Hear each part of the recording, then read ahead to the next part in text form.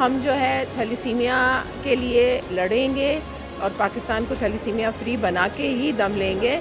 उसके साथ साथ जो है आज का जो सेशन था बेंच टू बेड वाला, वो फिर ये था कि उन बच्चों को जो ट्रीट कर रहे हैं डॉक्टर्स, या उन बच्चों के लिए जो सेफ़ ब्लड प्रोविज़न के पॉइंट ऑफ व्यू से काम कर रहे हैं, उनको यहाँ पे सिखाया गया, बताया गया।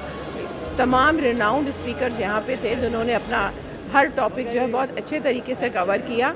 तो मैं ये समझती हूँ कि इंशाल्लाह ये पैगाम जो है बहुत दूर तक जाएगा और इसका बहुत पॉजिटिव इम्पैक्ट जो है ब्लड ट्रांसफ्यूजन और थैलेसीमिया की मैनेजमेंट पे आएगा। साथ ही थैलेसीमिया प्रिवेंशन के पॉइंट ऑफ व्यू से भी मैं बोलूँगी कि उमैर सना इज़ डूइंग वंडरफुल जॉब।